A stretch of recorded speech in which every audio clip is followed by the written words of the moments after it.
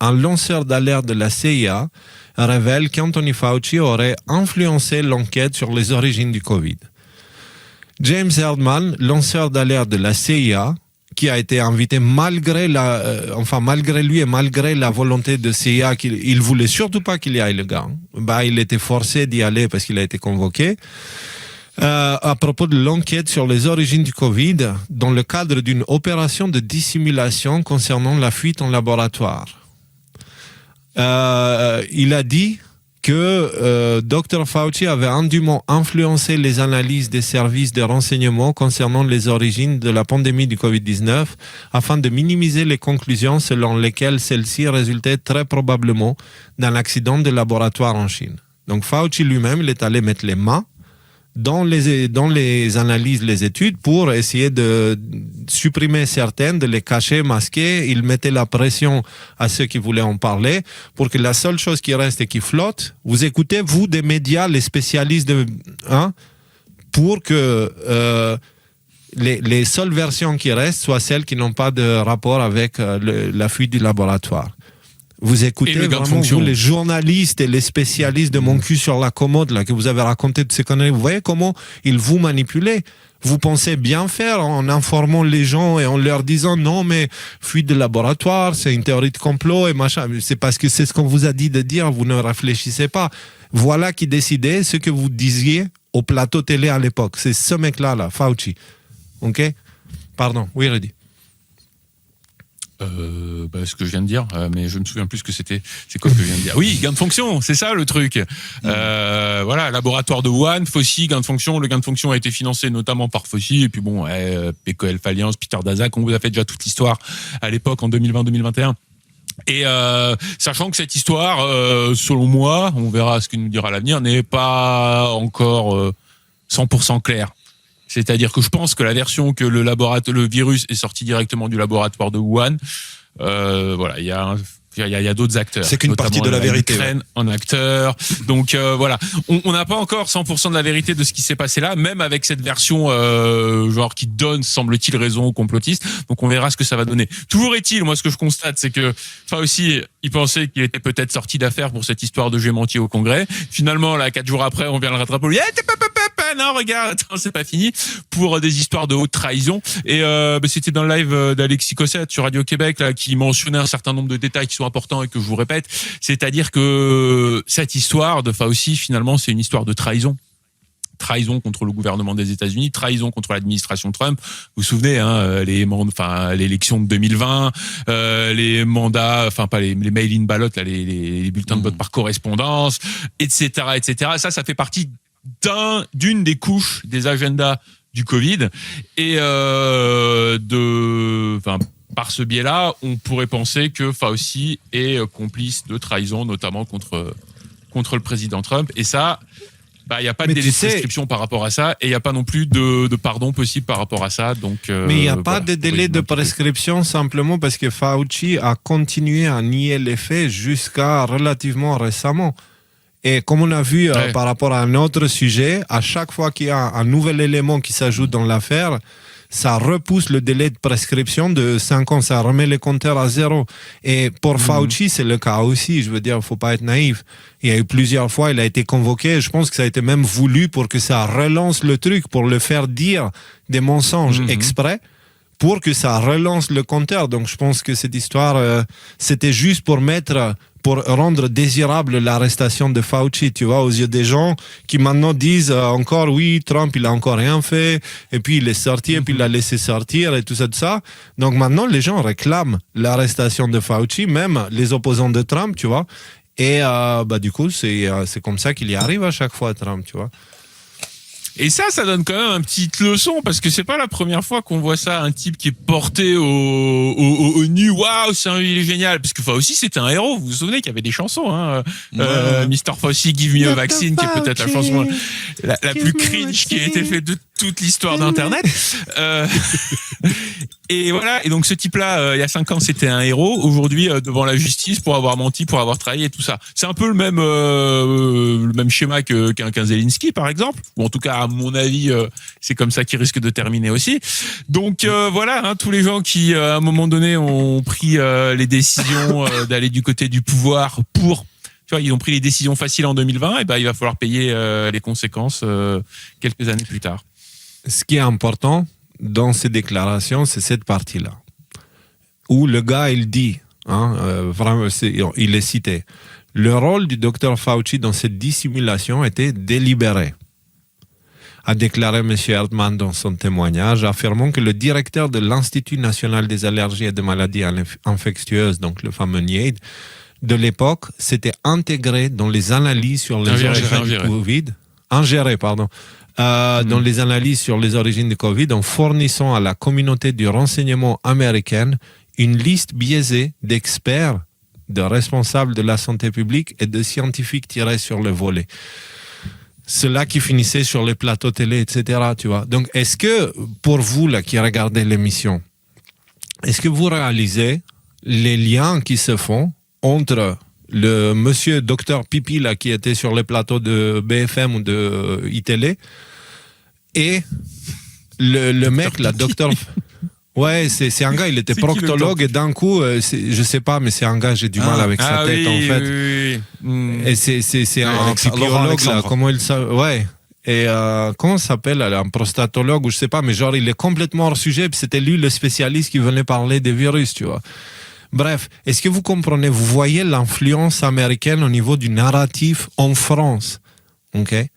Et vous vous rendez compte de ces choses-là et vous vous rendez compte aussi comment ils fonctionnent. Ils utilisent la volonté d'un humain de bien faire, ok, pour servir leur intérêt en leur disant le bien, c'est ça. Donc Fauci, c'est exactement ce qu'il a fait. Il a pris ses spécialistes, il leur a dit les gars, il y a le bien et le mal. Le bien, c'est de dire l'origine du virus est naturelle. Le mal, c'est les origines du virus sont pas naturelles. Et du coup, allez faire le bien. C'est comme ça qu'ils font. C'est l'effet Cobra partout. Et entre parenthèses, ça quand même, ça réhabilite des gens comme le regretté, disparu professeur Montagnier, quand même, tu vois. Enfin, et des gens comme ça. Lui, il les a grillés de suite. Il les a grillés de suite, il est mort un petit peu conspué, montré du doigt comme étant conspirationniste et machin tout ça. Bon tu vois, a posteriori, il est non seulement réhabilité, mais il prend encore une aura plus grande par rapport à tout ça. Donc voilà, intéressant. C'est comme ça que les morts reviennent, Rudy. C'est comme ça que les morts reviennent. Ils pensent l'avoir écrasé, la vérité, elle vient et elle ramène les morts à la vie.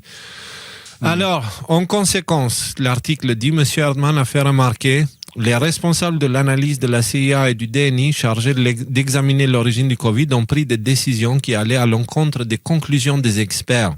Ceux qui nous cassaient les pieds avec. Mais il faut écouter les experts. Putain, le méga ultra expert, il faisait tout pour que les gens n'écoutent pas les experts. En triant les experts qu'il fallait. Et surtout en triant les analyses qui allaient contre l'opinion des experts. Bref. En privilégiant systématiquement la théorie de la zoonose ou de l'origine naturelle. Voilà. Vous comprenez que là, cette histoire-là, enfin voilà quoi, ça va pas forcément bien se passer ni pour Fauci, ni pour tous ceux qui ont tiré les ficelles du Covid. Oui? En fait, on va terminer sur le sujet, mais juste les gars, rappelez-moi, il y a une histoire d'expert aussi qu'on mentionne pas pendant le live, mais je pense qu'il faut qu'on la mentionne une minute. Donc, mais on termine sur Fauci, le Covid. Expert sur quoi? Voilà, c'est le GIEC. Voilà. Ah oui, après. Ouais. Alors, Rand Paul, c'est un sénateur américain qui dit « Cela fait des années que je réclame des réponses sur les origines du Covid. » Il a déjà posé des questions directement à Fauci au Congrès. On m'a traité de complotiste pour cela. Mercredi, un agent décoré de la CIA a témoigné sous serment que la conclusion selon laquelle le virus provenait d'une fuite de laboratoire était fondée et qu'elle avait été délibérément étouffée. La vérité finit par éclater au grand jour. C'est un sénateur. D'accord, donc c'est une chose d'avoir quelques complotistes avec un Louis Fouché en tête qui va dire c'est pas bien, c'est pas bien. Et c'est une autre chose d'avoir des sénateurs américains avec le système judiciaire américain qui nous dit que, en fait, ils nous ont jeté de la poudre aux yeux parce que Covid, c'était pas du tout ce qu'ils nous disaient, en fait. Pas du tout. Alors maintenant, vas-y, Rudy, va avec cette histoire de GIEC parce que oui, ça on a l'a pas failli mentionné, faire mais- partie des sujets. Ça a failli faire partie du sujet, mais c'est la question de l'énergie, tu sais, qui se pose. Mais comme c'est un sujet complexe, on va brièvement le mentionner là et on va faire peut-être toute une émission dessus. En gros, le GIEC, vous savez, c'est ceux qui nous disent depuis un certain nombre de décennies qu'on va tous crever à cause du réchauffement climatique, que voilà, il y a une urgence à agir parce que dans 5 ans, on sera tous morts. Donc voilà, ça fait 50 ans qu'ils nous disent que dans 5 ans, on sera tous morts. Ce qui fait qu'un certain nombre de gens pas à commencer, mais nous incluant, ont pointé du doigt la grosse arnaque, qu'est-ce que ça pouvait être et tout ça. Le GIEC en question, IPCC en anglais, si ça vous intéresse de chercher les sources, est revenu il y a une semaine ou deux sur le fait que le scénario apocalyptique qu'on vous disait, il va pas avoir lieu en fait. Voilà, le réchauffement climatique, tout ça. Donc C'est annulé. voilà, on a décidé non, c'est pas bon. Et voilà, c'est intéressant quand même. Alors, tu vois, c'est là où moi, je vais encore une fois faire chier tout le monde parce que je vais dire que cette histoire-là, pour moi, c'est encore de la manipulation. Donc, on a pris le post de Aline de Quantum Leap Traduction qui parle justement de ça et que j'avais repartagé. Donc, voilà, le GIEC, chantre climato-crédule de l'ONU, déclare enfin qu'ils ont non seulement exagéré dans l'urgence climatique, mais que leurs scénarios sont improbables et que l'homme n'a sans doute que peu d'impact. Donc, par contre, vous vous rappelez du 0 égale X moins X. Ça fait que l'énergie qu'on consomme, elle ne peut pas venir de nulle part. Et la raison pour laquelle il lève le pied maintenant sur ce narratif de machin climatique et tout, qui bridait l'énergie pour que les gens soient dans la rareté, pour que les gens soient dans le manque et tout ça, pour qu'ils soient dépendants et influençables. Maintenant, il lève le pied parce qu'apparemment, on a eu le directeur de Nvidia qui a dit que l'IA demande tellement d'énergie là que là avec là ça va il a pas aller annoncé un comme on facteur fait, 1000 quoi. qu'il faut aller 1000 fois plus d'énergie que ce qu'on en produit aujourd'hui pour alimenter l'IA. 1000 fois. Donc oui, effectivement, c'est des choses qu'il faut mettre en place les uns des autres. Néanmoins, Moi, je vous les experts et le narratif, il en prend encore un coup de couteau dans le ventre, quoi, tu vois. Et ça, Mais c'est, les experts, ils sont experts en rien du tout. Ces gars-là, tu leur poses la question, c'est quoi la vie? Tu leur poses la question, qu'est-ce qu'on fout là? Ok, mais mec, si tu comprends même pas les bases du jeu, qu'est-ce que tu es expert de quoi en fait? Expert de l'illusion, c'est ça. T'as aucune compréhension des mécanismes basiques de la réalité pour comprendre et c'est pour ça que la science des experts, elle change comme la météo. Un jour ils te disent un truc, un jour ils te disent autre chose, alors que les lois naturelles elles changent pas. Mais moi je vous dis 0 égale X moins X. Si on consomme 1000 fois plus d'énergie, il va falloir qu'on la prenne quelque part et ça crée des déséquilibres. Et je pense personnellement que c'est une très, très, très mauvaise chose. Très mauvaise chose. Après, que cette rareté soit contrôlée par l'individu qui essaie d'économiser l'énergie est une chose. Par contre, quand c'est utilisé comme narratif pour contrôler les gens, c'est encore une autre chose.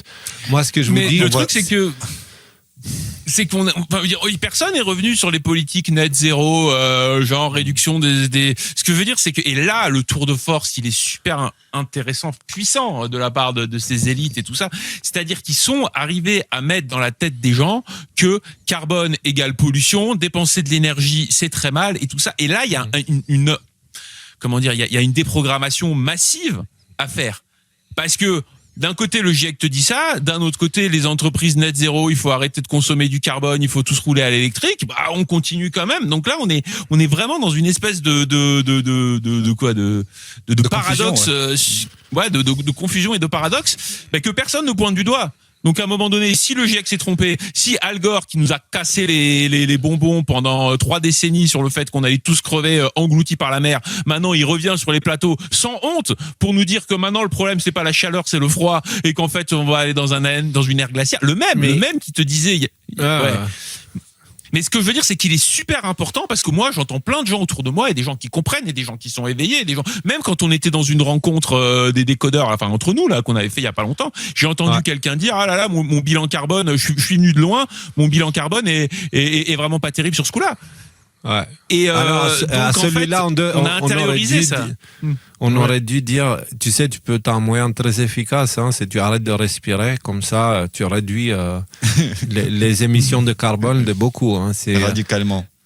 Le carbone, mais là, vraiment, à la base il faut parce qu'après on te dit mais dans ces cas-là il y a pas de crise écologique. Bien sûr qu'il y a une crise écologique, bien sûr qu'il faut nettoyer les océans, bien sûr que le plastique est un véritable problème, surtout le plastique jetable qui se retrouve de partout quoi. Ouais. C'est ça que je te dis, il faut faire très attention avec les narratifs qui sont propagés aujourd'hui parce que ces derniers ils sont mis en place par des patrons d'entreprises.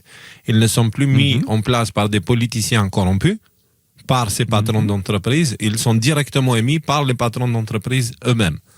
Okay, je rappelle encore une fois que Trump, il est allé en Chine, pas avec des représentants politiques, il est allé avec des patrons d'entreprise. Donc, les gars, les patrons d'entreprise, ils ont gagné à ça. Donc, à partir de là, moi, je vous dis simplement, méfiez-vous des narratifs qui sont donnés, peu importe d'où ils viennent, même dans le camp Trump, parce que même le camp Trump, il est tout aussi complexe que tous les autres camps. Il y a plein d'opinions qui varient.